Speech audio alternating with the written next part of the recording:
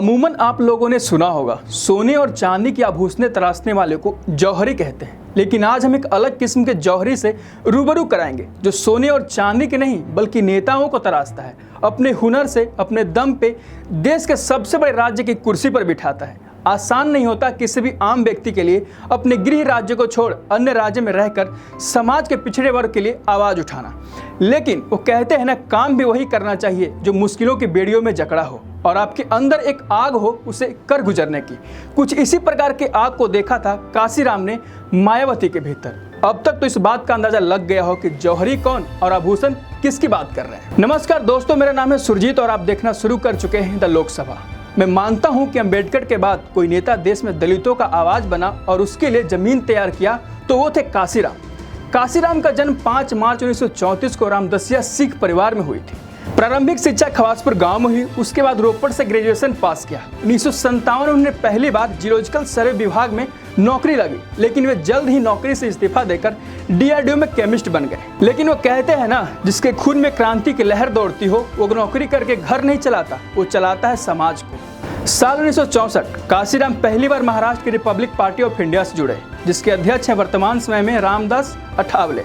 इसी दौरान उन्होंने बाबा साहब अम्बेडकर की 2 पुस्तकें पढ़ी जो जाति व्यवस्था समाप्त करने तथा छुआछूत जैसी बीमारियों के लिए कार्यों से संबंधित थी। उन्होंने दूसरे पुस्तक से प्रेरणा लेकर ही अपनी किताब चमचा युग की नींव रखी थी और उन्होंने लिखा भी। साल 1978 ये वो साल था जब बामसेब का गठन हुआ। यह संगठन अराजनीतिक और गैर धार्मिक संगठन था, लेकिन काशीराम इतने में नहीं रुकने वाले थे। 6 दिसंबर 1981 को उन्होंने दलित शोषित समाज संघर्ष समिति का नींव रखा, जिसे आपने अमूमन कहीं न कहीं जरूर सुना होगा। नाम था DS4। DS4 संगठन का एक नारा उस वक्त खूब गूंजा। नारा क्या था? ठाकुर ब्राह्मण बनिया छोड़, बाकी सब है DS4।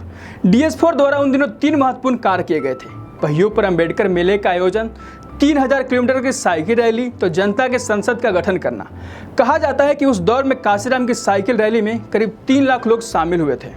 अब हम उस दौर की बात करेंगे जब बसपा का जन्म होता है। जी हाँ, वही बसपा जिसकी मुखिया है मायावती। काशीराम उस दौर के पार्टियों में दलितों की जगह की पड़ताल किया और पाया कि उनके लिए कोई भी बात नहीं कर रहा। बाद में अपनी अलग पार्टी खड़ा करने की जरूरत महसूस की। तब साल 1984 में BSP का गठन हुआ। उस वक्त तक काशीराम राजनीतिक जमीन तैयार कर चुके थे और फुल टाइम सामाजिक कार्यकर्ता के रूप में अपना नाम बना चुके थे। उन्होंने तब कहा था कि अम्बेडकर किताबें इकट्ठा करते थे, लेकिन मैं लोगों को इकट्ठा करता हूँ। काशीराम ने साल 1984 में छत्तीसगढ़ के जांजगीर चंपा से पहली बार लोकसभा चुनाव लड़ा और उन्हें हार का सामना करना पड़ा। वहां उस वक्त के कांग्रेस के प्रभात कुमार मिश्र चुनाव जीत जाते हैं। BSP के गठन के बाद काशीराम ने कहा था कि हम पहला चुनाव हारने के लिए लड़ेंगे, दूसरी बार लोगों की नजरों में आने के लिए लड़ेंगे, तो तीसरी बार चुनाव जीतने के लिए लड़ेंगे। उसके बाद काशीराम 1988 के चुनाव में इलाहाबाद लोकसभा सीट से कद्दावर नेता VP सिंह के खिलाफ चुनावी मैदान में उतरते हैं, लेकिन उन्हें वहां भी हार का सामना करना पड़ता है, वो भी चंद वोटों से। मायावती को पहली बार प्रेस क्लब में एक भाषण के दौरान देखा गया था। उन्होंने यहाँ एक बड़े समाजवादी नेता के द्वारा हरिजन शब्द के इस्तेमाल करने पर आपत्ति जताई थी। यहाँ बामसेब के कुछ नेता मौजूद थे। बामसेब उन दिनों बड़ा संगठन नहीं था, काशीराम उसे चलाते थे। ये बात काशीराम तक पहुंची तो खुद मायावती के घर मिलने पहुंच गए। मायावती उन दिनों IAS की तैयारी कर रही थी। उनके पिता भी चाहते थे कि उनकी बेटी सिविल सर्विस में आगे जाए। काशीराम अपने संगठन को आगे बढ़ाने पर विचार कर रहे थे। जानकारी के मुताबिक काशीराम उनके घर में दाखिल हुए और मायावती को सक्रिय राजनीति में आने का ऑफर दिया। इसके पीछे की मुख्य वजह थी कि वह उत्तर प्रदेश से आती थी और काशीराम पंजाब के रहने वाले थे। कहा जाता है कि मायावती के सामने 2 रास्ते थे। पहला कि वो सिविल सेवा की तैयारी जारी रखे और आगे IAS के अधिकारी बने, जबकि दूसरा राजनीतिक में आए। काशीराम ने उन्हें कहा था कि भले ही कोई कितना भी बड़ा अधिकारी बन जाए, लेकिन उसे मानना तो नेताओं का ऑर्डर ही होता है। सोच लो, ऑर्डर देना है या ऑर्डर का पालन करना है। मायावती ने कुछ दिनों का समय मांगा और इस पर विचार करने लगी। बस फिर क्या था, मायावती चल पड़ी काशीराम के द्वारा बनाए गए पद चिन्हों पर। काशीराम ने मायावती को आगे बढ़ाना शुरू किया तो पार्टी के कुछ बड़े नेताओं ने उनका खूब विरोध किया। काशीराम ने उनकी एक न सुनी और मायावती को निरंतर आगे ले जाते रहे। जब बसपा ने चुनाव लड़ना शुरू किया तो उन्हें 1 वोट 1 नोट का नारा देकर खूब वोट खींचे। धीरे धीरे उनकी लोकप्रियता बढ़ी और समर्थक उनके सिक्के तौलने लगे। बहुत कम समय में BSP ने उत्तर प्रदेश की राजनीति में अपनी एक अलग छाप छोड़ी। उत्तर भारत की राजनीति में गैर ब्राह्मणवाद की शब्दावली BSP ही प्रचलन में लाई थी। हालांकि इस बात से भी इनकार नहीं किया जा सकता कि मंडल दौर की पार्टियां भी सवर्ण जातियों के वर्चस्व के खिलाफ थी। दक्षिण भारत में पहले से ही शुरू हो चुका था। काशीराम का मानना था कि अपने हक के लिए लड़ना होगा, उसके लिए गिड़गिड़ाने से बात नहीं बनेगी। इधर मायावती भी घर का त्याग कर बसपा को ताकतवर बनाने में कोई कसर नहीं छोड़ रही थी। कहा जाता है कि जब काशीराम ब्राह्मणों के साथ मीटिंग कर रहे होते थे तब मायावती दरी बिछा दलित पुरुषों को बसपा से जुड़ने के फायदे गिनवाती थी। 1993 में बसपा 12वीं विधानसभा चुनाव में पूरे फॉर्म में उतरी। यूपी की 164 प्रत्याशियों में बसपा के 67 विधायक जीते। यह जीत बसपा के लिए बड़ी थी। इन आंकड़ों में हर किसी को चौंका दिया था। सरकार बनाने के लिए मुलायम सिंह यादव और काशीराम ने हाथ मिला लिया। मुलायम सिंह यादव मुख्यमंत्री बने। हालांकि दोनों दलों के बीच मनमुटाव शुरू हुआ और महज 1 साल 181 दिन के भीतर मुख्यमंत्री रहने के बाद मुलायम सिंह की सरकार गिर गई। जून 1995 बीजेपी के समर्थन से मायावती यूपी की मुख्यमंत्री बनी और वह महज 18 अक्टूबर 1995 तक 137 दिनों के लिए सीएम रही। राज्य में राष्ट्रपति शासन लगा दिया जाता है। 1996 में बीएसपी ने 296 सीटों पर प्रत्याशी उतारे, जिसमें से केवल 67 विधायक सीटों पर उम्मीदवार जीत पाते हैं। साल 2002 में यूपी की 401 विधानसभा सीटों पर बसपा लड़ी। इनमें से 98 विधायक जीते। वोट प्रतिशत रहा 23.06।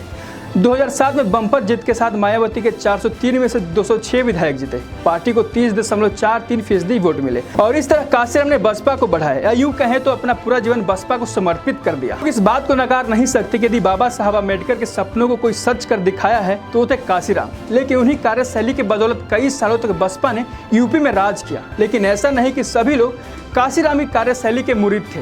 कई राजनीतिक सलाहकार काशीराम को देश में जातिवादी राजनीति बढ़ावा देने का दोषी मानते हैं, तो यूपी में कई लोग उन्हें खलनायक के तौर पर भी देखते हैं। जिस तरह हर सिक्के के 2 पहलू होते हैं, उसी तरह काशीराम के दूसरे पहलू को देखें तो विवादों से खासा नाता रहा। दलितों को लामबंद करने के लिए दिए गए नारों को लेकर कई बार विवाद हुआ। ठाकुर बाभन, बनिया चोर, बाकी सब है DS4 नारे तो सियासी गलियारों में सनसनी फैल गई थी। बसपा संस्थापक ने गरीबों को खासकर पिछड़े और दलितों के उत्थान के लिए DS4 संगठन से शुरुआत की। इसके बाद अपने नारों को और तल्ख बनाते हुए नारा दिया, तिलक तराजू तलवार इनको मारो जूते चार। एक घटना और है, जब काशीराम एक रैली में कहते हैं कि यदि ठाकुर बाभन और बनिया आए हैं तो वापस लौट जाए।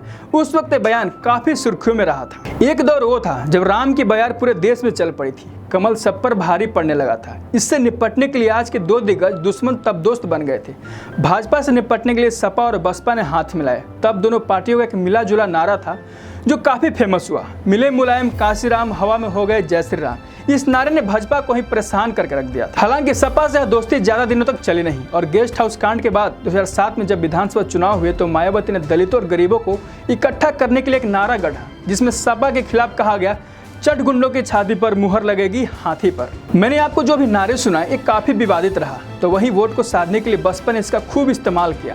हालांकि काशीराम ने कुछ संकल्प बखूबी निभाए, जैसे शादी न करना, जन्म मृत्यु अथवा विवाह संस्कार में शामिल न होना। बसपा प्रमुख मायावती ने इस बात से कतई इंकार नहीं कर सकते कि यदि काशीराम नहीं होते तो मायावती राजनीति में न होती। काशीराम शुगर और ब्लड प्रेशर जैसी बीमारियों से पीड़ित थे। 1994 में उनका दिल का दौरा भी पड़ चुका था, जिसके बाद 2003 में दिमाग का दौरा पड़ता है। 2004 के बाद काशीराम सार्वजनिक जीवन का त्याग कर देते हैं। 9 अक्टूबर 2006 को काशीराम ने अंतिम सांस ली और दुनिया को अलविदा कह गए। उनके इच्छा अनुसार उन्हें बौद्ध रीति रिवाज से अंतिम संस्कार किया गया। लेकिन आज भी इस विषय पर खूब राजनीति होती है कि काशीराम की मौत प्राकृतिक नहीं थी। बाकी ऐसे ही तमाम जानकारियों के लिए, राजनीतिक किस्सों के लिए बने रहिए हमारे साथ और देखते रहिए द लोकसभा।